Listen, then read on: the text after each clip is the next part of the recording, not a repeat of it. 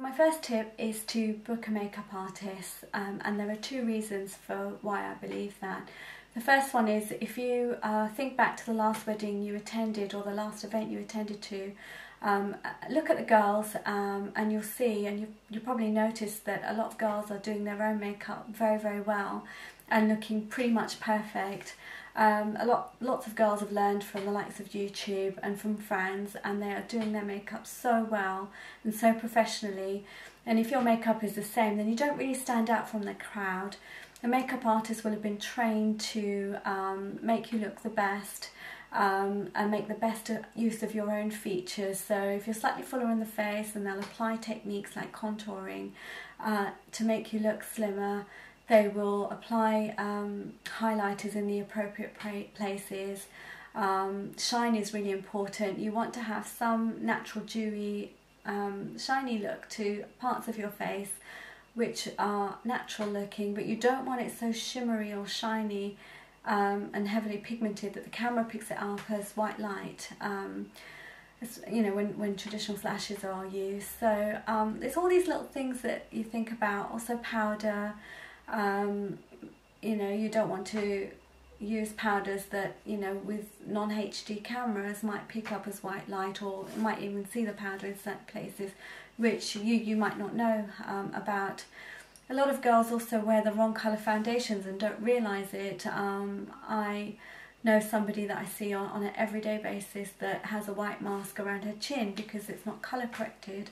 There's the pigmentation showing through, and it looks, you know, like a little white mask around the chin. And you know, I don't want to be bitchy. I don't know how she'll take it if I say to her it's the wrong colour, especially as I know she's recently bought a new foundation. So, you know, I refrain from saying anything, but I know it's wrong.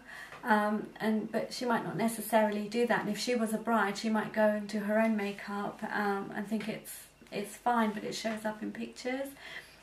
So the trained eye will know how to mix colours, deal with any pigmentation, colour correction, and deal with under the eyes, and still have the makeup look as you want it, i.e. natural. You can still do all of that and look pretty natural with the use of airbrush makeup these days, because it's just pigment, and you know, I use silicone in mine, so pigment and silicone, it stays really flat to the face, and so it doesn't rise up, you know, on top of bumps or make it look like another layer on your skin. It looks so, so natural, and I'm using airbrush more and more. I use waterproof makeup, which, you know, you might not know if a product is waterproof or not. Long lasting, you know, you need it to last all day, you need it to look fantastic, you know, from the back of the room as well as up on stage, without looking cakey, without the camera noticing it either. But you need it to be enough for the camera to notice, you know, from a distance as well. So there's all these things to consider, which if you're doing your own makeup, you're not going to know. Also, having a makeup artist will apply the technique slightly differently to you would, so you'll have a different look. I don't know, I know some brides, especially traditional brides who want to go for the natural look, they want to look like themselves and feel like themselves.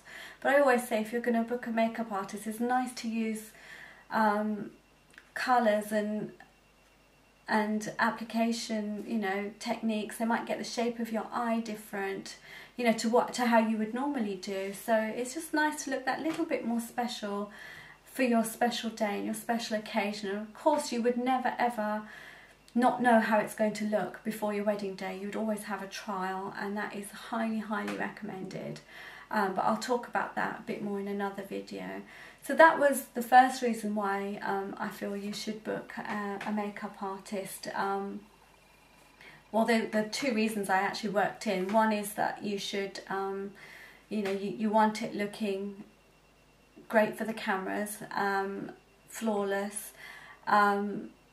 you know, not too shine free, not too cakey, but also make the best use of your features.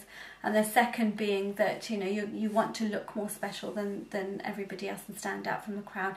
Not too much, of course, but you know, you still want to look like the bride and not like one of your guests as such. You know, these days I notice the guests are booking makeup artists and having the hair blow dried or having an up style. So especially with Indian weddings, you know, the sisters and the cousins will really do their best to look great, and so the bride needs to also just be a little bit more so than them, you know, so that they don't drown out the bride as such. And if you go to Indian weddings, you would have seen that. I've seen many a case where the bride's gone totally natural and she's been overshadowed by the rest of the guests. So I hope this one was useful to you, my reasons as to why I think a makeup artist is important.